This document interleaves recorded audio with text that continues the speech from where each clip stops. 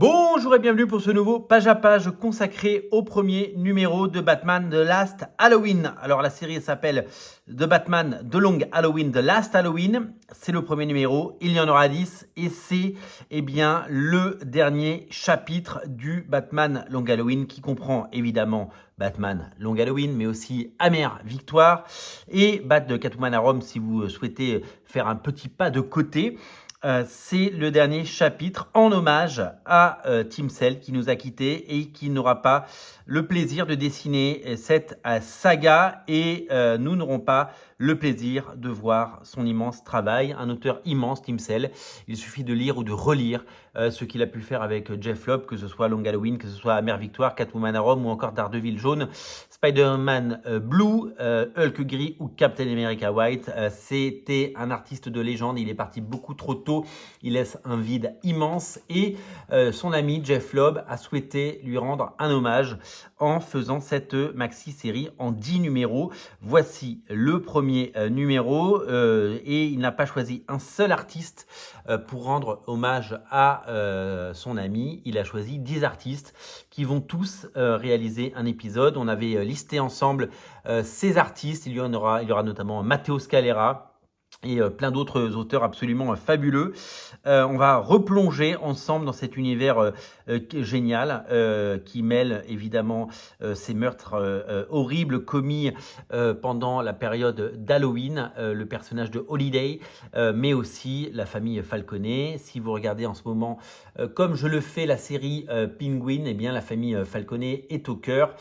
Si ces personnages sont aussi populaires aujourd'hui, eh bien c'est grâce à Jeff Loeb et Tim Sale. Alors il y a une ribambelle de couverture pour ce premier numéro. La couverture principale c'est celle-là, c'est la couverture de Tim Sale, un dessin de Tim Sale qui avait été réalisé il y a quelques années et qui est utilisé pour cette couverture. De même que pour la couverture du numéro 2 qui sera dessinée par Klaus Johnson pour cet épisode. Moi, j'ai décidé de prendre la couverture de Jim Lee, magnifique couverture avec cette lune rouge absolument sublime. Et nous allons ensemble entrer dans le cœur de ce comics avec une émotion particulière parce que cet auteur nous manque, mais avec cette volonté de lui rendre un hommage à chaque page. Et c'est Eduardo Risso qui ouvre le bal. Eduardo Risso est un dessinateur que j'adore. Vous avez peut-être découvert son travail comme beaucoup dans 100 Bullets et c'est lui qui a fait, toujours avec Brian Azzarello, le Batman de Flashpoint, donc Thomas Wayne, dans une saga absolument inoubliable. Eduardo Risso est un dessinateur que j'adore et qui, selon moi, si jamais Jeff Loeb avait décidé de n'avoir qu'un seul artiste pour cette saga, eh bien, ça aurait été le choix parfait et vous allez comprendre pourquoi en découvrant cet épisode. Allez, on rentre dedans sans plus tarder. Donc, couverture magnifique de Jim Lee. Les crédits, donc Jeff Loeb, Eduardo Risso. On peut citer Dave Stewart, le coloriste, qui est le coloriste de Mike Mignola sur Hellboy. Richard Starking au lettrage et on reconnaît cette police si vous l'avez lu en version originale. On voit double face Harvey Dent avec sa pièce et on a l'impression de voir du Tim Sale alors que c'est bien Eduardo Risso et chaque page va nous rappeler le travail de Tim Sale dans ces zones d'ombre et ces zones de couleur avec ce travail réalisé sur le clair-obscur et ce travail réalisé sur les ombres tout particulièrement qui définissait totalement le travail de Tim Sale. C'est époustouflant et magnifique, c'est génial, c'est à la fois un hommage, mais c'est aussi une modernité sans fin. On aurait adoré avoir 10 numéros comme ça. On sait très bien que le prochain, c'est Klaus Johnson et ce sera magnifique. Et on sait que les 10 épisodes seront magnifiques. Ce projet est d'envergure et ce projet est sublimissime. On retrouve évidemment le commissaire Gordon qui a ses petits problèmes de couple. Donc évidemment, c'est un full spoiler là, si vous regardez ça, parce que si vous ne l'avez pas lu, vous allez être spoilé sur l'intégralité de cet épisode. Il est au téléphone, il y a une urgence comme d'habitude et il se dispute avec Barbara. Et le temps de se retourner, son fils a disparu. Ce sera une des intrigues, une des sous-intrigues de ce récit. De l'autre côté, nous avons Batman et Robin qui guettent le crime. Ils voient au loin Catwoman commettre un larcin et ils vont bien entendu intervenir et on retrouve dans ce trait et dans ce dessin, c'est quasiment du Team Cell. Il y a l'âme de Team Cell. Dans ces pages, il y a son génie, mais il y a surtout l'hommage d'un dessinateur comme Eduardo Risso qui prendra la parole dans les bonus, nous verrons tout à l'heure, et qui a souhaité évidemment être au plus proche du style de ce dessinateur qui a inspiré tellement d'artistes. Donc nous avons cette scène évidemment où les deux personnages et les deux compères sont là. Nous avons le désarroi des parents dont le fils a été enlevé. C'est poignant et ça touche à des sujets évidemment hallucinants. Là, le commissaire Gordon dit à Batman que son fils a été enlevé et eh bien Batman dit je vais m'en occuper. Gordon rappelle que c'est l'histoire de quelques heures, un rapt d'enfant, que chaque minute compte. Batman en a pleinement conscience, mais Batman va essayer de tenir sa promesse. Solomon Grundy, dans les égouts, se fait attaquer et il se passe vraiment des choses étonnantes dans les bas-fonds de Gotham.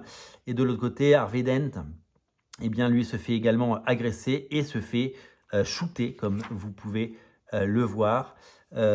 Et donc, le personnage d'Harvey Dent eh bien, tombe dès le premier épisode. Et c'est tout simplement quelque chose qui va évidemment transformer la suite du récit. C'est à suivre évidemment, il reste 9 numéros et je pense que je me les prendrai tous parce que c'est tout simplement époustouflant et exceptionnel. Il y a le dessin original qui a servi de couverture.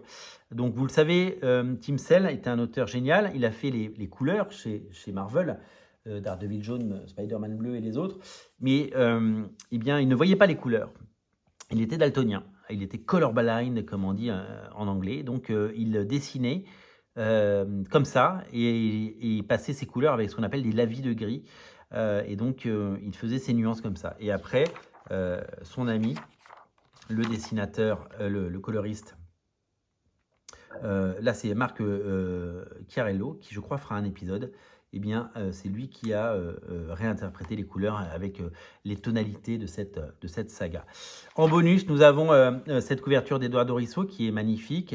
Nous avons une interview d'Eduardo Risso qui est passionnante, que j'ai pu lire. Nous avons le Work in Progress et je trouve que en noir et blanc, Eduardo Risso, c'est encore plus du Team Cell. Il a fait un travail époustouflant, c'est génialissime. Nous avons ces pages qui font aussi penser évidemment avec l'ancrage en blanc à des choses comme Sin City, la couverture de Jim Lee, la couverture de Team Cell et bien entendu la couverture du numéro 2 qui, comme je vous l'ai dit, sera dessinée par Klaus Johnson. Ça coûte 4,99 €, c'est 5 € magnifiquement dépensés. C'est de toute beauté, c'est un comics rempli d'émotions parce que je vous le dis et je vous le redis, voir la suite de Batman Long Halloween, qui est certainement un des meilleurs récits de Batman. Si on doit garder 10 récits de Batman, il y aura Batman Long Halloween, il y aura Amère Victoire, il y aura évidemment d'autres récits de Jeff Loeb comme Silence, il y aura évidemment du Frank Miller et du David Mazzucchelli, il y aura toutes ces choses-là. Celui-là fait partie des très très grands et des récits incontournables. Et c'est vraiment quelque chose qu'on a hâte de découvrir en version française l'année prochaine, une fois que les 10 numéros seront sortis aux États-Unis. C'est à découvrir en version originale dès à présent. Soyez patients si vous voulez le lire en français. Je vous invite bien sûr à patienter ou à le découvrir si vous lisez en anglais.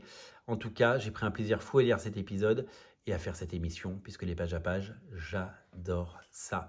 Si vous aimez Radio Comics et si vous ne voulez rater aucun de ces pages à pages, une seule solution, abonnez-vous les amis. Salut!